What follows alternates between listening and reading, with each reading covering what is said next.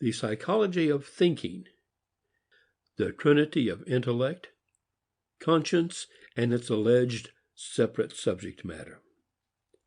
This LibriVox recording, read by William Jones, is in the public domain. We are going far afield from any direct moral issue, but the problem of the place of knowledge and judgment in conduct depends upon getting the fundamental psychology of thought straightened out. So, the excursion must be continued. We compare life to a traveler faring forth. We may consider him first at a moment where his activity is confident, straightforward, and organized. He marches on, giving no direct attention to his path, nor thinking of his destination. Abruptly he is pulled up, arrested. Something is going wrong in his activity. From the standpoint of an onlooker, he has met an obstacle which must be overcome before his behavior can be unified into a successful ongoing. From his own viewpoint, there is shock, confusion, perturbation, and uncertainty. For the moment he doesn't know what hit him, as we say, nor where he is going. But a new impulse is stirred, which becomes the starting point of an investigation, a looking into things, a trying to see them, to find out what is going on.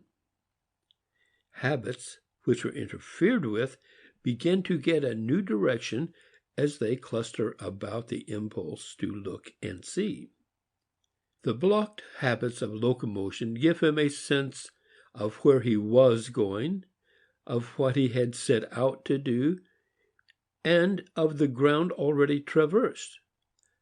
As he looks, he sees definite things which are not just things at large, but which are related to his course of action.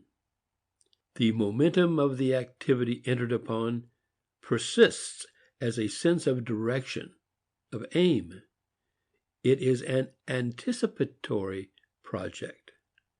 In short, he recollects, observes, and plans. The trinity of these forecasts, perceptions, and remembrances form a subject matter of discriminated and identified objects. These objects represent habits turned inside out. They exhibit both the onward tendency of habit and the objective conditions which have been incorporated within it. Sensations in immediate consciousness are elements of action dislocated through the shock of interruption. They never, however, completely monopolize the scene, for there is a body of residual, undisturbed habits which is reflected in remembered and perceived objects having a meaning. Thus, out of shock and puzzlement, there gradually emerges a figured framework of objects, past, present, and future. These shade off variously into a vast penumbra of vague, unfigured things, a setting which is taken for granted and not at all explicitly presented. The complexity of the figured scene in its scope and refinement of contents depends wholly upon prior habits and their organization. The reason a baby can know little and an experienced adult know much when confronting the same things is not because the latter has a mind which the former has not, but because one has already formed habits which the other has still to acquire. The scientific man and the philosopher, like the carpenter, the physician, and politician, know with their habits, not with their consciousness. The latter is eventual, not a source. Its occurrence marks a peculiarly delicate connection between highly organized habits and unorganized impulses. Its contents, or objects observed, recollected, projected, and generalized into principles, represent the incorporated material of habits coming to the surface, because habits are disintegrating at the touch of conflicting impulses. But they also gather themselves together to comprehend impulse and make it effective. This account is more or less strange as psychology, but certain aspects of it are commonplaces in a static logical formulation. It is, for example, almost a truism that knowledge is both synthetic and analytic, a set of discriminated elements connected by relations. This combination of opposite factors of unity and difference, and elements and relations, has been a standing paradox and mystery of the theory of knowledge. It will remain so until we connect the theory of knowledge with an empirically verifiable theory of behavior. The steps of this connection have been sketched, and we may enumerate them. We know at such times as habits are impeded, when a conflict is set up in which impulse is released. So far as this impulse sets up a definite forward tendency, it constitutes the forward, prospective character of knowledge. In this phase, unity or synthesis is found. We are striving to unify our responses to achieve a consistent environment which will restore unity of conduct. Unity and relations are prospective. They mark out lines converging to a focus. They are ideal. But what we know, the objects that present themselves with definiteness and assurance, are retrospective. They are the conditions which have been mastered and incorporated in the past. They are elements discriminated and analytic just because old habits, so far as they are checked, are also broken into objects which define the obstruction of ongoing activity. They are real, not ideal. Unity is something sought. Split or division is something given at hand.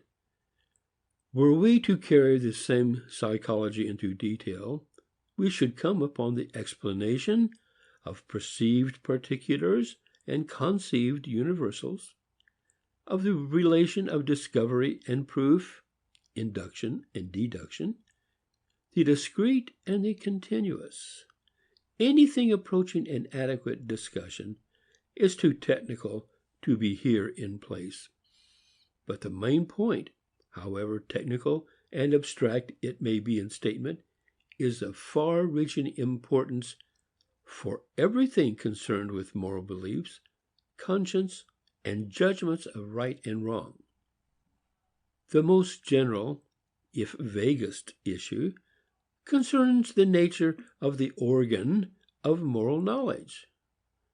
As long as knowledge in general is thought to be the work of a special agent, whether soul, consciousness, intellect, or a knower in general, there is a logical propulsion toward postulating a special agent for knowledge of moral distinctions. Consciousness and conscience have more than a verbal connection.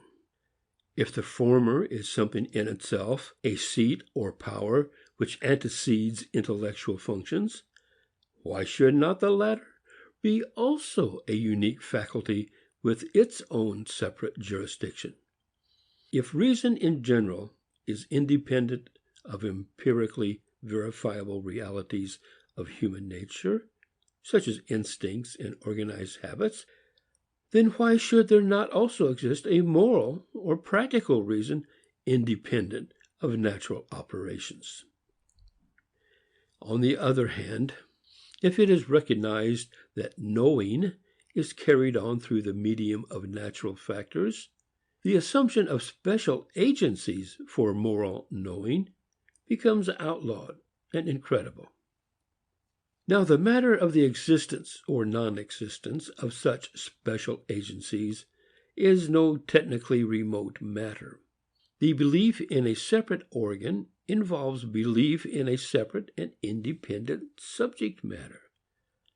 The question fundamentally at issue is nothing more or less than whether moral values, regulations, principles, and objects form a separate and independent domain, or whether they are part and parcel of a normal development of a life process.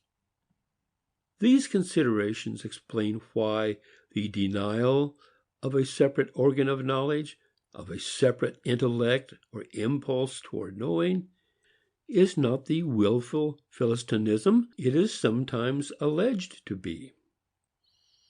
There is, of course, a sense in which there is a distinctive impulse, or rather habitual disposition, to know. But in the same sense, there is an impulse to aviate, to run a typewriter, or write stories for magazines.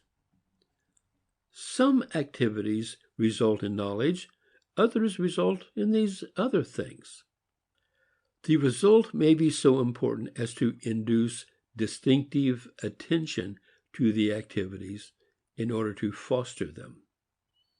From an incident, almost a byproduct, attainment of truth, physical, social, and moral, may become the leading characteristic of some activities. Under such circumstances, they become transformed. Knowing is then a distinctive activity with its own ends and its peculiarly adapted processes.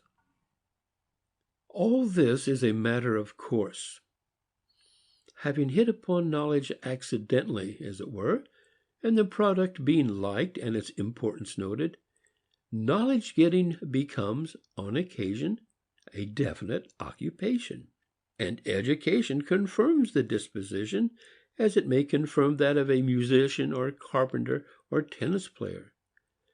But there is no more an original separate impulse or power in one case than in the other. Every habit is impulsive, that is, projective and urgent, and the habit of knowing is no exception. The reason for insisting on this fact is not failure to appreciate the distinctive value of knowledge when once it comes into existence. This value is so immense it may be called unique. The aim of the discussion is not to subordinate knowing to some hard, prosaic, utilitarian end. The reason for insistence upon the derivative position of knowing in activity roots in a sense for fact, and in a realization that the doctrine of a separate original power and impulse of knowledge cuts knowledge off from other phases of human nature and results in its non-natural treatment. The isolation of intellectual disposition from concrete empirical facts of biological impulse and habit formation entails a denial of the continuity of mind with nature. Aristotle asserted that the faculty of pure knowing enters a man from without as through a door. Many since his day have asserted that knowing and doing have no intrinsic connection with one another. Reason is asserted to have no responsibility to experience. Conscience is said to be a sublime oracle independent of education and social influences. All of these views follow naturally from a failure to recognize that all knowing, judgment, and belief represent an acquired result of the workings of natural impulses in connection with environment. Upon the ethical side, as has been intimated, the matter at issue concerns the nature of conscience. Conscience has been asserted by orthodox moralists to be unique in origin and subject matter. This same view is embodied by implication in all those popular methods of moral training which attempt to fix rigid authoritative notions of right and wrong by disconnecting moral judgments from the aids and tests which are used in other forms of knowledge. Thus it has been asserted that conscience is an original faculty of illumination, which, if it has not been dimmed by indulgence in sin, shines upon moral truths and objects and reveals them without effort for precisely what they are. Those who hold this view differ enormously amongst themselves as to the nature of the objects of conscience. Some hold them to be general principles, others individual acts, others the order of worth among motives, others the sense of duty in general, and others the unqualified authority of right. Still others carry the implied logic of authority to conclusion and identify knowledge of moral truths with a divine supernatural revelation of a code of commandments. But among these diversities there is agreement about one fundamental. There must be a separate, non-natural faculty of moral knowledge, because the things to be known, the matters of right and wrong, good and evil, obligation and responsibility, form a separate domain, separate, that is, from that of ordinary action in its usual human and social significance. The latter activities may be prudential, political, scientific, or economic. But from the standpoint of these theories, they have no moral meaning until they are brought under the purview of this separate, unique department of our nature. It thus turns out that the so-called intuitional theories of moral knowledge concentrate in themselves all the ideas which are subject to criticism in these pages, namely the assertion that morality is distinct in origin, working, and destiny from the natural structure and career of human nature. This fact is the excuse, if excuse be desired, for a seemingly technical excursion that links intellectual activity with the conjoint operation of habit and impulse. End of Part 3, Section 2, The Psychology of Thinking.